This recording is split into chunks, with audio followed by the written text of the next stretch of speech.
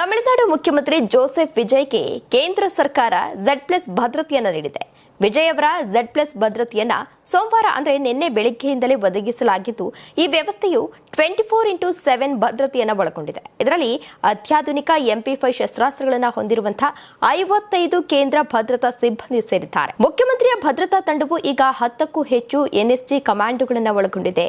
ತಮಿಳುನಾಡು ಮುಖ್ಯಮಂತ್ರಿಯ ಭದ್ರತಾ ವ್ಯವಸ್ಥೆಗಳನ್ನು ಕೇಂದ್ರ ಸರ್ಕಾರ ಗಮನಾರ್ಹವಾಗಿ ಬಿಗಿಗೊಳಿಸಿದೆ.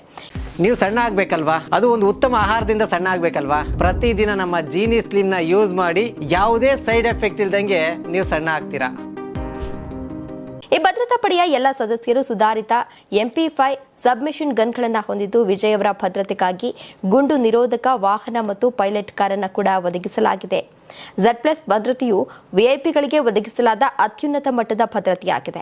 ಹೆಚ್ಚಿನ ಜೀವ ಅಪಾಯದಲ್ಲಿರುವಂತಹ ನಾಯಕರು ಮತ್ತು ಪ್ರಮುಖ ರಾಜಕೀಯ ವ್ಯಕ್ತಿಗಳಿಗೆ ಈ ಭದ್ರತೆಯನ್ನು ಒದಗಿಸಲಾಗುತ್ತೆ. ಈ ಪ್ರೋಟೋಕಾಲ್ ಅಡಿಯಲ್ಲಿ 36 ಕಮಾಂಡೋಗಳು, ಸುಧಾರಿತ ಶಸ್ತ್ರಾಸ್ತ್ರಗಳು ಮತ್ತು ಗುಂಡು ನಿರೋಧಕ ವಾಹನಗಳನ್ನು ನಿಯೋಜಿಸಲಾಗಿದೆ. ಇನ್ನು ನಿನ್ನೆ ನಡೆದಂತಹ 17ನೇ ವಿಧಾನಸಭೆಯ ಉದ್ಘಾಟನಾ ಅಧಿವೇಶನದಲ್ಲಿ ವಿಜಯ್ ಅವರು ಕೂಡ ಭಾಗವಹಿಸಿದ್ರು. ಹಂಗಾಮಿ ಸ್ಪೀಕರ್ ಕರುಪಯ್ಯ ಅವರು ಹೊಸದಾಗಿ ಆಯ್ಕೆಯಾದ ಶಾಸಕರಿಗೆ ಪ್ರಮಾಣ ವಚನವನ್ನು ಬೋಧಿಸಿದರು. ಪೆರಂಬೂರು ಕ್ಷೇತ್ರವನ್ನು ಪ್ರತಿನಿಧಿಸುವ ಶಾಸಕರಾಗಿ ವಿಜಯ್ ಪ್ರಮಾಣ ವಚನವನ್ನು ಸ್ವೀಕರಿಸಿದರು. ಇದರ ನಂತರ ಅವರ ಸಂಪುಟ ಸಚಿವರು, ವಿರೋಧ ಪಕ್ಷದ ನಾಯಕ ಉದಯನಿಧಿ ಸ್ಟಾಲಿನ್ ಮತ್ತು ಮಾಜಿ ಸಚಿವರು ಇದರಲ್ಲಿ ಭಾಗವಹಿಸಿದರು.